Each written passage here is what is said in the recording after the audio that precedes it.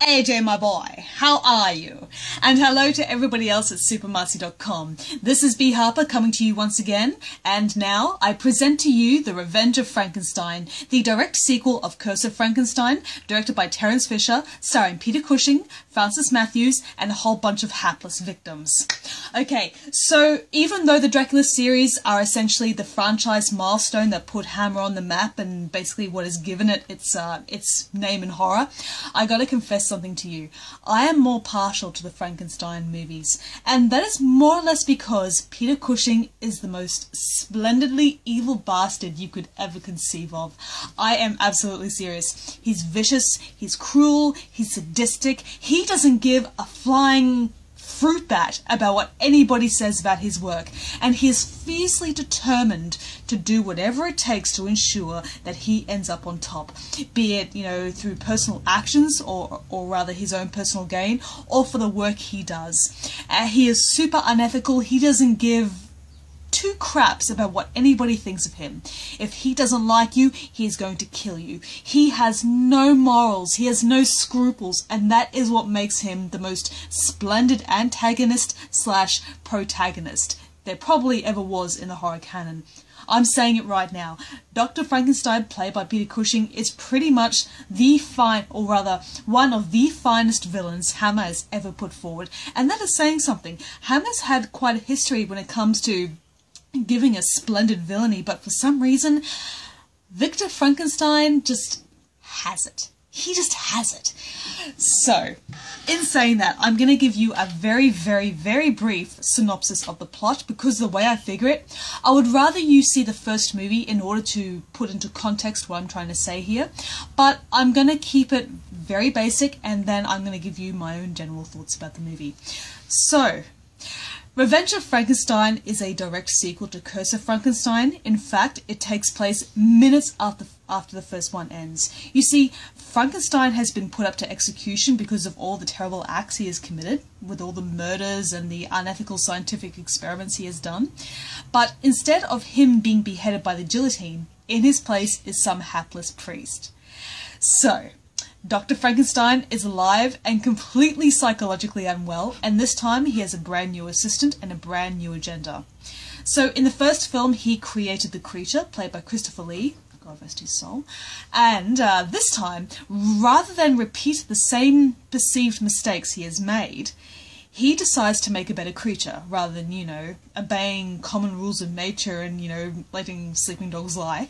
So, he makes a new creature, but this time he is designed to look like a regular human being.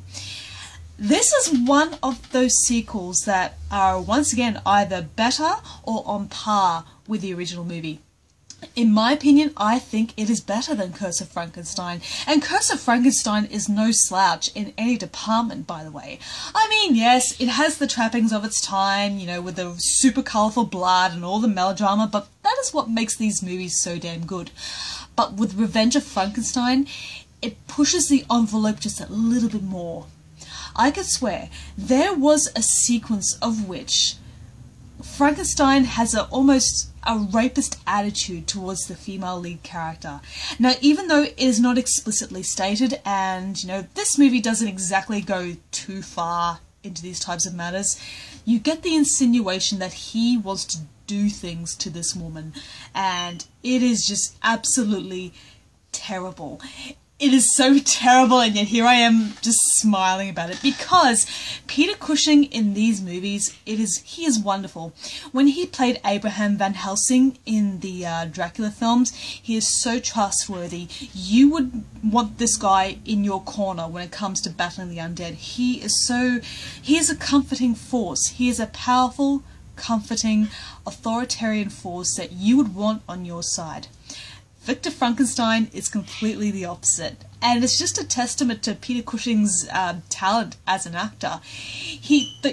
Those really cold eyes and those angular cheekbones and the way he stares at people and the very precise way he speaks.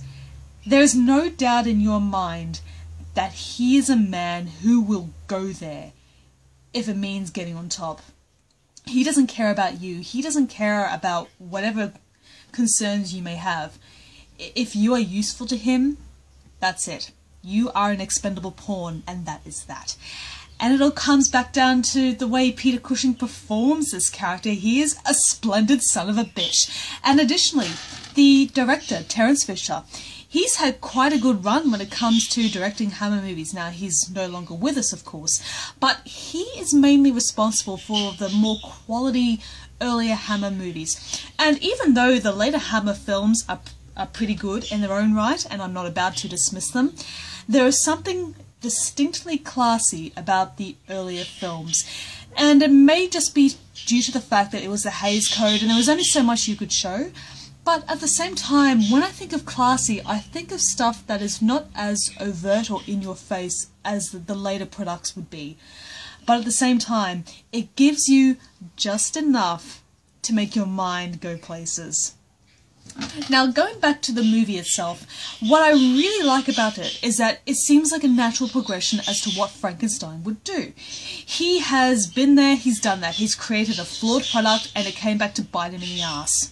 So, rather than repeat the very same mistakes he made, he actually takes a couple of steps further, and for the most part he actually does succeed in what he's doing. It's sort of, actually now that I think about it, Victor Frankenstein in these movies remind me of Herbert West from Reanimator. Whatever good he does or whatever benefit he has in the movie is purely incidental. He doesn't do these things out of the good of his heart. He's doing it because it benefits his work. And the same thing can be said for the rest of the film.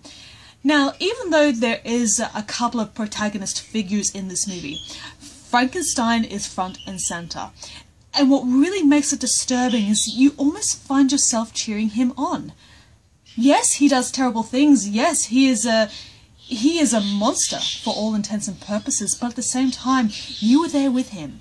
He is your Herbert West. And in a sense, you almost find yourself wanting him to succeed. It is so strange. Now, the rest of the cast of the movie are quite good. My favourite being Francis Matthews, who plays Dr. Frankenstein's assistant, as well as the hunchback, Igor. Igor is, well, yeah, he's a hunchback, but at the same time, he has a sense of humanity about him. He has a sense of loyalty towards Frankenstein. And even though it is such a cliche trope by this point, it's thanks to the actor who plays him. This entire movie rests on the laurels of the performers. There's only so far that a multitude of blood, guts and sexuality can get you in any sort of movie. It comes down to the talent. And with these actors and with this director who has the aims of the story firmly in mind, he isn't all about showing you sensationalism for the sake of it. There is a reason for these things.